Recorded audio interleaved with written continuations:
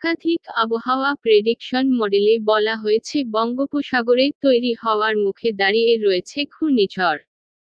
ঝড় তৈরি হলে এই ঝড়ের নাম হবে রিমল। এবার প্রকাশ্যে এল সেই ঝড়ের মারাত্মক গতি। হ্যাঁ, ঠিকই শুনেছেন, গতি হতে পারে আমফান বা আয়লার মতো। কেন্দ্রীয় মৌসুম ভবনের দেওয়া বিশেষ বার্তায় বলা হয়েছে কতটা হতে পারে এই ঝড়ের গতি।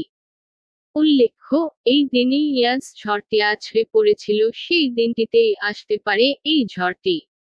আপাতত স্পষ্ট করে না বোঝা গেলেও বঙ্গের উপকূলেই ঝড়টি আছড়ে পড়তে পারে। কেন্দ্রীয় মৌসুম ভবনের পক্ষ থেকে বলা হয়েছে এই ঝড়ের প্রভাব দেখতে পাওয়া যাবে 24শে মে থেকে। আবহাওয়া দপ্তরের পক্ষ থেকে বলা হয়েছে 25 সকাল থেকে উত্তর বঙ্গোপসাগরে ঝড়ের গতির প্রভাব পড়তে পারে 60-70 কিলোমিটার বেগে। এরপর থেকে ক্রমে ঝড়ের গতি বাড়তে বাড়তে পৌঁছতে পারে 100-110 কিলোমিটার প্রতি ঘন্টায়। আর সেই ঝড়ের আছড়ে পড়ার গতি পৌঁছতে পারে 120 কিলোমিটার পর্যন্ত।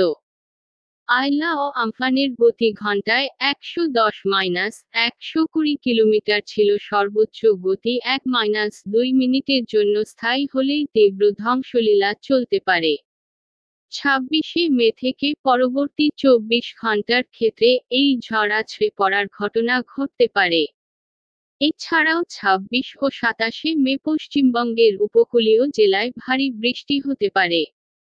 এছাড়া মিজোরাম, ত্রিপুরা, মণিপুরেও 26-27 মে ভারী বৃষ্টি হতে পারে। আবহাওয়া দপ্তরের পক্ষ থেকে বলা হয়েছে 25শে মে সকালে সাগরে এই নিম্নচাপ ঘূর্ণিঝড়ের আকার ধারণ করতে পারে। তারপর এটি ক্রমে আরও উত্তরে সরে গিয়ে বাংলাদেশ লাগোয়া পশ্চিমবঙ্গের উপকূলীয় জেলায় আছড়ে পড়তে পারে 26শে মে সন্ধ্যায়।